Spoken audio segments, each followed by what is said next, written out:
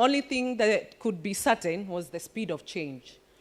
Also, a leader would need to be a person who is able to foster a culture that thrives on learning from challenges.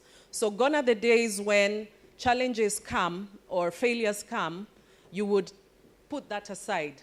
How do you encourage your team to learn from those challenges and maybe failures, especially when they are dealing with those unforeseen circumstances? And the VUCA world also needed us to encourage innovation, experimentation, and also embrace failure as a learning opportunity. And then COVID came. And when COVID came, VUCA world was again, or the VUCA acronym was no longer satisfactory when it came to dealing with leadership. And a new term was coined. The new term was BUNNY. Anybody who has heard about BUNNY? Put your hand up. BUNNY? Okay. So we moved from VUCA world to the BUNNY world. And the BUNNY world was created post-COVID because the scholars or the researchers in this area of future studies felt that the VUCA world is no longer applicable. And in the BUNNY world, BUNNY comes from one of the, created by an American anthropologist and futurist. And basically, BUNNY stands for brittle, incomprehensible, anxious, and incomprehensible. And this is what happened to us during COVID. Everything, all our strategies became null and void. And we had this situation which was quite brittle. People were dying. We were not quite sure what would happen to us. Everybody was also anxious because we didn't know what the future looked like. It was incomprehensible because none of us, majority of us, had never lived through a pandemic before. And now, if you remember, there was a lot of information about health, what is vaccinations. There was so much information, and all of us could not really make out what is true and what is not true. Then, the other aspect of that was nonlinear. So, nonlinear was what we had in the sport world, where everything was stable. Every cause is connected to an effect. You inject money in marketing, you expect that you'll have customers. You motivate, you give good benefit, you expect that your staff will stay. But now we are seeing, sometimes we are behaving differently. So you may give the best benefits, but still lose your employees. So again, everything is becoming incomprehensible. There's no real cause and effect. There's more need for you to have a bit more understanding of the system and have that systems thinking to be able to understand what's the bigger picture and make the connectivity of what needs to be done. So leading in the BUNNY world of the 2020s, this is where we are right now, requires a different approach to leadership. And the BUNNY world requires that, of course, resilience and collaboration, empathy and listening, because everybody is anxious about the future. There's also aspects of composure and agility, and then humility and intuition. During the COVID and the BUNNY, and now the BUNNY world, the leader does not know everything, and that's why humility becomes critical. You have to have the humility to be able to listen to your staff, to listen from solutions from different angles. So what does an organization need to do in this particular aspect of BUNNY? So, of course, the only way we can keep up with the emerging trends which are coming at us faster is training. So all of us, even as leaders, when was the last time you were in a training institutions? The amount of learning that you're going to have now has doubled. Of course, is nurturing a culture of adaptability. A lot of times, maybe with our teams, they're going to try things and they're going to either maybe fail or not be successful. as a leader, how are you encouraging them to be adaptable?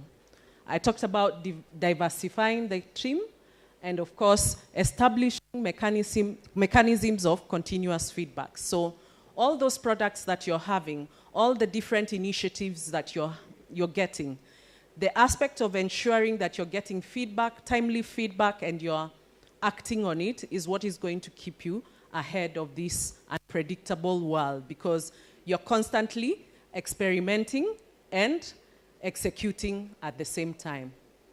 Now, as we moved on to the 2021 to 2024, as academics typically do, they felt that there are other ways we could explain what is happening and how leadership needs to respond.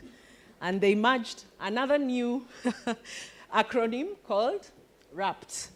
And RAPT tried to define the current circumstances of leadership as rapid, unpredictable, paradoxical, and a tangled world.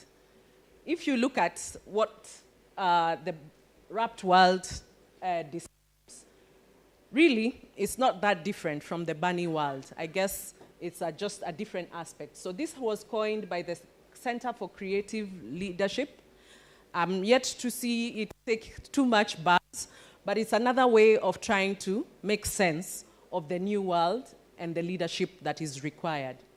So the RAPT, Center for Creative Leadership, is more of a British approach, while the previous was more of the American approach. And therefore, it looks at leaders needing to be proactive and adaptable, so not waiting for things to happen, but more thinking about the future and trying to respond in advance in a proactive way. Of course, resilience has been a key theme, even as you look at the different suggestions, and agility continues to feature. Also talks about a continuous culture of learning, collaboration, and having a growth mindset. Again, similar to the other themes, if you look at how the description of what the leader needs to be, I think, again, they highlight the aspect of having to be able to open yourself to learning.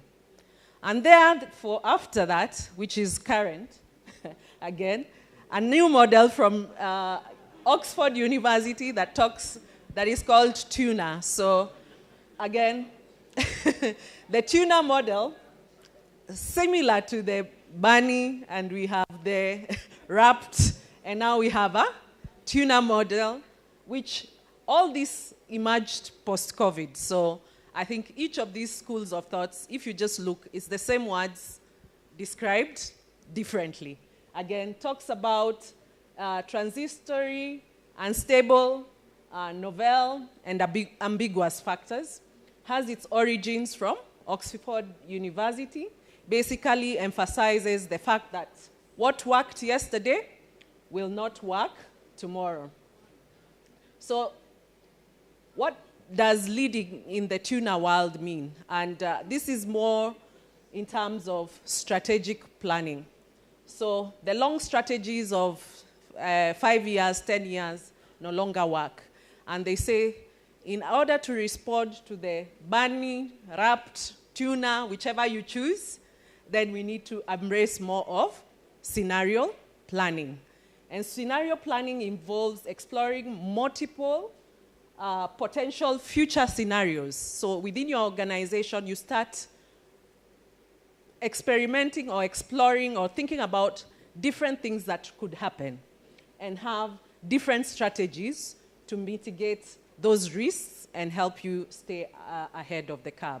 Obviously, like if we were to do scenario planning now, I'm not sure, or prior to the pandemic, I'm not sure we would have thought about it, but maybe now that we have had that experience, our ability to do scenario planning will be a bit more better. So when your teams come up with very wild ideas in terms of scenarios of what could happen, this is where it falls, because they are thinking. Allow them, especially those young people, have their voices, because that diversity will help you to see different scenarios that could potentially affect your organization. And the fact that they are on the ground and interacting with different people and you're in the office, sometimes you may not have that much information. So really, when you look at scenario planning, it's just about what are the key drivers, and I believe that is why the convener asked us to talk about what are the future trends. That is one aspect of helping you to start thinking about possible scenarios for the future. Explore external strengths, develop a model, identify strategic advice based on results, and have a continuous process of monitoring. You've heard about the trends, the likelihood of what will happen in the future. What are you going to do about it? And how are you going to consistently monitor that those plans are executed and are responsive to what the future is? So that is a summary. You have VUCA, you have Bunny, which I have explained, you have RAPT, you have Tuna. All these different models trying to describe the same phenomena that we are currently seeing in the business environment. So what kind of leaders that the new environment require? I got this from the World Economic Forum, top skills for 2025. And if you look at the core, is summarized there in 4, which is 1, problem solving. So all these aspects of the new challenges that you're facing require a problem solving mindset. Self-management. There was a lot of talk, if you look at the different models, about resilience, about adaptability. Now, if you're not able to manage yourself, manage your own affairs, then you're not able to be adaptable, you're not able to be resilient. It's about working with people. Again, technology is there, but at the end of the day, organizations are made by people. So how are you going to ensure that the people you're working with are adaptable, but at the same time able to deliver despite the disruption? And of course, the other summary from all the ones given, the top 10, is about technology use and development, critical. So even as we are proceeding, I'll ask you to take a piece of paper and rate yourself between 1 to 5. 5 being very good and 1 being very poor. In these 10 skills of 2025, it's just 1 year away anyway. We don't know what, probably it will change as we move. Where do you stand? And where are the areas you need to develop for yourself as a leader moving forward? So you can use this as the yardstick to determine what your areas of development after this conference will be, or where do you want to focus when you want to develop your leadership skills as we move forward. So something else that I also wanted to say, a lot of times as leaders, and when we look at effectiveness and how we lead, a leader needs to be effective in 3 areas. And one is in the leadership process. We have described that. There's also the leadership competencies, which many of us are very clear about. You have to have vision, you have to be able to manage money and all those other things that we always talk about. But I also like to emphasize that for you to be a leader that is able to transcend, or should I say sustainable over the long time, you have to invest in your leadership consciousness. And this is the inside game of a leader. So when I say the inside game, I think one of the critical things is around your values, your beliefs. How are you constantly developing yourself, those aspects of emotional intelligence? Because when the world is changing and all these levels of anxiety are increasing, the only part that remains constant is you and whatever makes up your internal aspects. So the focus on the self and the internal self becomes also critical as you move along. So how do you become a future fit leader? Number 1, competency alone does not make for effective leadership. Great leadership goes beyond skill, capability, and competence. We have to go into the areas of integrity, and I'm happy our chair talks about ethical practice. Most of us in Africa, this is a great challenge to business because a big reason of why our business fails is because of integrity. So this is something leaders have to purposefully try to develop. Honesty, passion, vision, being fearless. If you're going to make change, if you're going to survive this different, should I say, business environment, you've got to be fearless. Compassion, courage, self-awareness, and the rest. So those people who are just not leaders, what we say great leaders, are leaders that lead from a place of courage, conviction, and character. And if I'm to ask you to just spend another 1 minute to think about the great leader that you have interacted with and the values and the characteristics, I would want to hear how many of them have what is written here beyond their technical expertise. Because a lot of times, most of us focus on the outer. Do I look good? Do I speak good? But we don't focus on the internal. And one of the things that I always emphasize, even for every student that comes for our leadership training, I always give them 2 assignments, as I said. One assignment is whatever you want to do for your organization and for your career growth. But I always give another assignment of what do you want for yourself? Because sometimes we invest too much outside. And then some of you, even in the insurance industry, maybe, as you've said, you may not have insurance for yourself and for your family. And then when that time comes, you're the one in hospital, or your family is suffering. So having that wheel of life balancing is very critical and helps you, again, transcend from just being a good leader to being a great leader. So what do we need to do to stay ahead and to keep ourselves on that track? Of course, embrace change, stay informed. Of course, we have had, again, invest in technology, develop your talent, foster agility, and also network effectively. Opportunities such as this, coming to these conferences, create a lot of opportunities for co-creation, for competition. So let not such just go by as another time that you have a great time, but network and learn for the purposes of your own growth. So what do organizations need to develop effective insurance leaders? So investing on coaching and development. Of course, not having plans that are just the same way we are saying your insurance plans should be personalized. You also need to look at your employees from a global perspective, but also have individualized plans that try to look into how their growth happens. Now more than ever, people are not looking for the, should I say, hierarchical growth in organizations. With the gig economy, some of us are just happy to be able to do my job for 1 year, my gig, I deliver on the project, I move to the next organization. But when I'm with you, I give you my best, and that is good enough. We have to be ready for the different models. I might be not, the skill set that you need might be in Rwanda. You might need me, and I can't come here.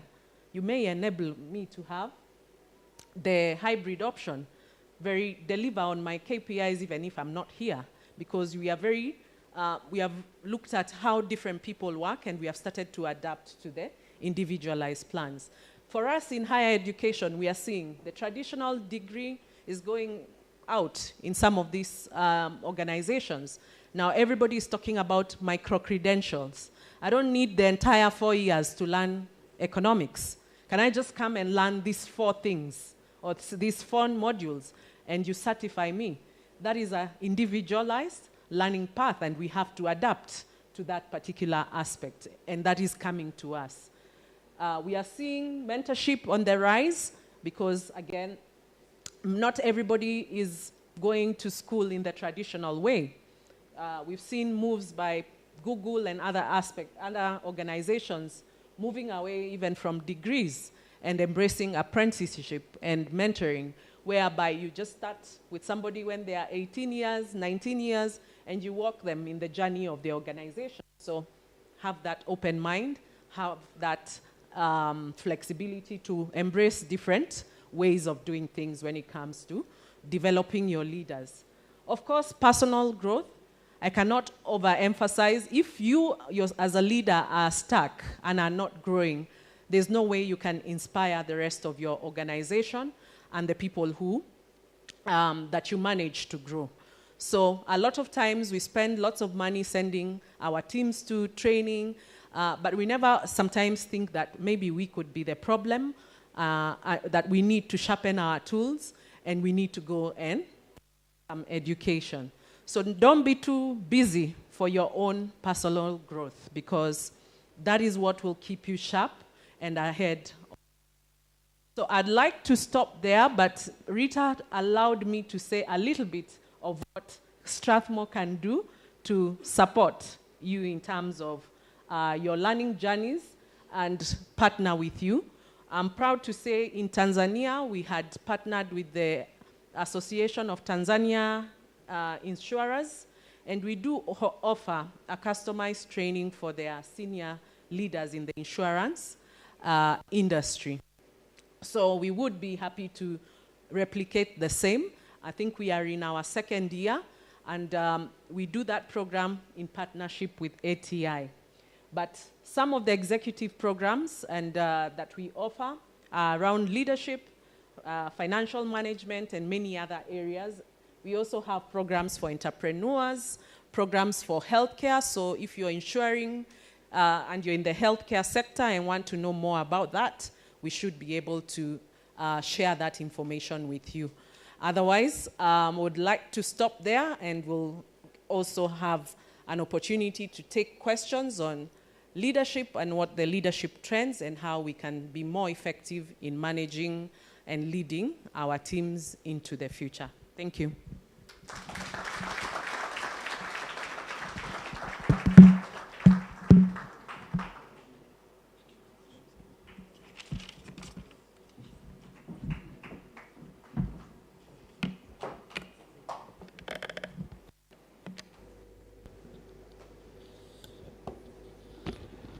Dr. Angela Strathmore, you have made us proud. So can I request everyone to put our hands together again for Dr. Angela.